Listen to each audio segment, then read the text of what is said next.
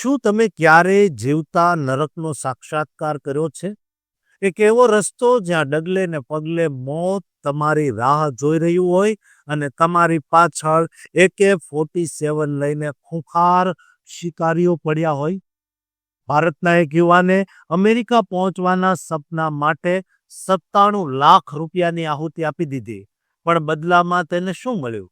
168 દિવસ સુધી ગાઢ જંગલોમાં ભૂખ અને તરસ સામે લડાઈ, બંધ કન્ટેનરમાં મરવા વાંકે પડેલા 50 શ્વાસ અને બંદૂકની અણીએ થયેલી ઉઘાડી લૂંટ, જે જોઈને પથ્થર દિલના માણસની પણ ચીસ નીકળી જાય. શું આ ભારતીય યુવકે અમેરિકાની ધરતી પર પગ મૂકી શક્યો, કે પછી મિલકતો વેચીને ભેગા કરેલા કરોડો રૂપિયા પાણીમાં ગયા? સસ્પેન્સથી ભરેલી આ લોહી ઉકાળી દે તેવી વાત, એક એક ખુલાસા તમારી આંખો ફાડી નાખશે. દોસ્તો, હજુ સુધી આ ચેનલને સબસ્ક્રાઇબ ન કરી હોય તો ગુજરાતની આ ચેનલ જે અમેરિકાની દરેક અપડેટ આપે છે તેને સબસ્ક્રાઇબ કરજો. ડંકી રૂટથી અમેરિકા જનારા 13 ભયાનક વિડીયો સામે આવ્યા છે. આ વિડીયો હરિયાણાના કુરુક્ષેત્રના ઉમરી ગામના રહેવાસી યોગેશે શેર કર્યા છે. યોગેશ એજન્ટને 50 લાખ રૂપિયા આપીને ગેરકાયદે રીતે અમેરિકામાં ઘૂસ્યો. જોકે થોડા સમય પહેલા જ તે ડિપોર્ટ થઈને ભારત પરત ફર્યો. વિડીયોમાં સ્પષ્ટ રીતે કહેવાય છે કે મોટી સંખ્યામાં યુવાનો જંગલોમાંથી પસાર થઈ રહ્યા છે. તેમના પગમાં ફોલ્લાઓ પડ્યા છે, જીવડા વચ્ચે ચાલી રહ્યા છે. યુવાનો રસ્તા કિનારે જમીન પર સૂઈને રાત વિતાવી રહ્યા છે. એક કન્ટેનરમાં 40-50 લોકો ભરેલા છે. બધાને કલાકો સુધી ઉભરક બેસવું પડ્યું, જ્યાં શ્વાસ લેવો પણ મુશ્કેલ હતો. ડંકીઓની મિની બસમાં ગેરકાયદે પ્રવાસીઓ ભરેલા છે. ક્યાંક ઉછળતી નદીની વચ્ચે નાની હોડીમાં ઘણા લોકોને ડંકી કરાવવામાં આવી રહ્યા છે, તો કેટલાક મહિલાઓ અને બાળકો પણ દેખાય છે. જોકે સોનેરી સપના લઈને ચાલી રહેલા યુવાનો એકબીજાનો ઉત્સાહ વધારવા માટે જોશ બતાવી રહ્યા છે, જ્યારે ચહેરા પર થાક, આંખો નીચે કાળા કુંડાળા સ્પષ્ટ બતાવી રહ્યા છે કે તેઓ ત્યાં શું સહન કરી રહ્યા છે. તેમનો પ્રવાસ 168 દિવસમાં પૂરો થયો.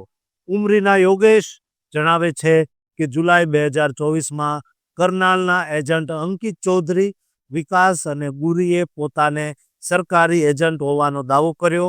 તેને 50 લાખ રૂપિયામાં અમેરિકા મોકલીને નોકરી અપાવવાનું વચન આપ્યું. આમાં ટિકિટ, લાઈફ ઇન્સ્યોરન્સ અને જોબ સિક્યોરિટી સામેલ હતી. એડવાન્સમાં 15 લાખ રૂપિયા માંગ્યા અને બાકીની રકમ અમેરિકા જઈને આપવાનું નક્કી થયું. એજન્ટે 22 જુલાઈ 2024ના રોજ ફોન કર્યો કે તેની ટિકિટ થઈ ગઈ છે. 26 જુલાઈએ દિલ્હી એરપોર્ટથી ફ્લાઇટ પકડી તેને બ્રાઝિલના બીઝલ એરપોર્ટ પર ઉતારી દીધો, જ્યાં તેને પોલીસ કસ્ટડીમાં લેવામાં આવ્યો. ત્યારે પરિવારે એજન્ટનો સંપર્ક કર્યો. તેમણે તેને છોડાવવા માટે વધુ 15 લાખ રૂપિયા લીધા. આરોપી તેને લગભગ 1.5 મહિના સુધી બ્રાઝિલમાં ફેરવતા રહ્યા. આરોપી વારંવાર અમેરિકાની સીધી ફ્લાઇટ કરાવવાની ખાતરી આપતા રહ્યા. પછી જંગલોના રસ્તે અમેરિકા મોકલવાનો પ્લાન બનાવ્યો. બ્રાઝિલથી તેને કાર દ્વારા Bolivia, Peru, equator, Columbia પહોંચાડ્યો. કોલંબિયામાં 1 lakh રૂપિયા માંગ્યા. કોલંબિયાથી પનામા જંગલ, કોસ્ટારિકા, નિકારાગુઆ, ગ્વાટેમાલા થઈને મેક્સિકો પહોંચાડ્યો. ત્યાં આરોપીના ગુર્ગોએ બંદૂક તાકીને જાનથી મારી નાખવાની ધમકી આપી. 32 લાખ રૂપિયા માંગ્યા. પરિવારે ગભરાટમાં આ રકમ પૂરી પાડી.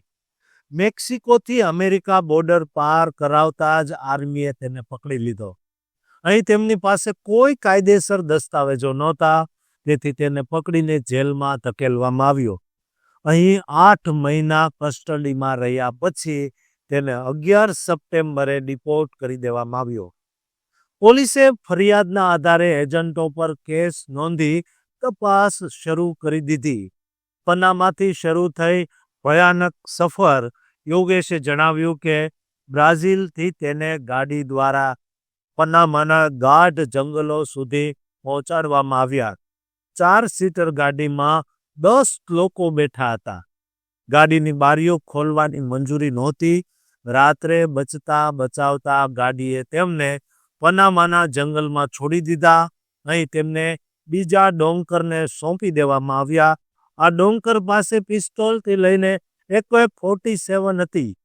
સવારે ઉઠતા જ ડોંકરે ચેતવણી આપી કે સાથે ચાલીને જવું પડશે. કોઈએ ભાગવાની કોશિશ કરી તો ગોળી મારી દેવામાં આવશે. જંગલમાં ટોર્ચર કરવામાં આવ્યું. 2 દિવસ ખાવા પીવાનું પણ આપ્યું નહીં.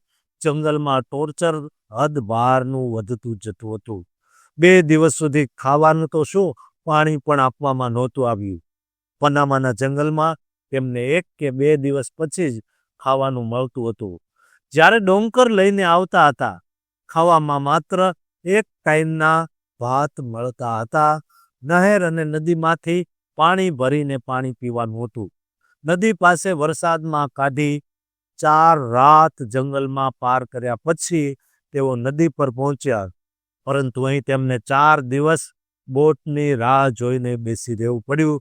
અહીં રાત્રે તેમને છુપાઈને રહેવું પડતું. 4 દિવસ સુધી સતત વરસાદ પડતો રહ્યો. આ કારણે નદીમાં ઘોડાપૂર આવ્યું અને ભારે ઠંડી પણ હતી. આવી હાલતમાં 4 રાતો કાઢવી પડી. રાત્રે નદી પાર કરાવી તેમની પાસે ઓઢવા માટે કંઈ જ નહોતું. જ્યારે પનામાના જંગલમાં તેમના બેગ ખાલી કરી દેવામાં આવ્યા હતા. ઠંડીમાં તેમની હાલત ઘણી ખરાબ હતી. 4 દિવસ પછી અડધી રાત્રે અચાનક તેમની બોટ આવી તો તેમને અડધી ઊંઘમાંથી ઉઠાડીને બોટમાં બેસાડી દેવાયા. લગભગ 6 કલાકમાં વરસાદ, ઠંડી અને પૂરમાં રહેલી નદીને પાર કરી. કોસ્ટારિકામાં જૂના કપડાં લીધા, નદી પાર કરીને અને 60 કિલોમીટરનો પગપાળા પ્રવાસ કર્યા પછી કોસ્ટારિકા પહોંચ્યા. અહીં ઠંડી ઘણી વધારે હતી. અહીં પહોંચીને તેમણે એક સ્ટોલ પરથી જૂના કપડાં ખરીદ્યા. 2-3 દિવસ પછી તેમને એક ગાડીમાં ભરીને નિકારાગુઆ પહોંચાડ્યા. 17 કલાક ઉભડપ બેઠા રહ્યા. મેક્સિકોથી અમેરિકા બોર્ડર સુધી પહોંચવામાં માટે તેમના નાના કન્ટેનરમાં બેસાડ્યા. આ કન્ટેનરમાં 40થી 50 લોકો હતા. બધાને કન્ટેનરમાં બેસાડીને બહારથી બંધ કરી દેવાયું. અહીં બધાને ઉભડક બેસવું પડ્યું, કારણ કે કન્ટેનરમાં આટલા લોકો માટે જગ્યા જ નહોતી. તેઓ લગભગ 17 કલાક સુધી કન્ટેનરમાં ઉભડક બેસી રહ્યા. કન્ટેનરમાં શ્વાસ લેવો મુશ્કેલ બની રહ્યો હતો. 10 જાન્યુઆરી 2025ના રોજ દિવાલ પાર કરી 17 કલાકની ગૂંગળામણ ભરી મુસાફરી પૂરી કર્યા પછી તેમને 10 જાન્યુઆરીના રોજ સીડીની મદદથી દિવાલ પાર કરાવી. પરંતુ એ ઉતરતા જ તેમને અમેરિકાની સેનાએ પકડીને કસ્ટડીમાં લઈ લીધા. એક વાટકીમાં બાફેલા રાજમા આપવામાં આવતા હતા. લગભગ 8 મહિના કસ્ટડીમાં રહ્યા પછી તેમને 11 સપ્ટેમ્બરના રોજ ડિપોર્ટ કરીને ભારત મોકલી દેવામાં આવ્યા. દોસ્તો, કરોડો રૂપિયા ગુમાવ્યા, યાતનાઓ વેઠ્યા પછી શું હાથમાં આવ્યું? ખાલી હાથે ભારત પરત આવવું પડ્યું. તો આવા ડંકી રૂટના રસ્તે જવા કરતાં અમેરિકા ન જવું એ જ મારી હિતાવહ ભરી સલાહ છે.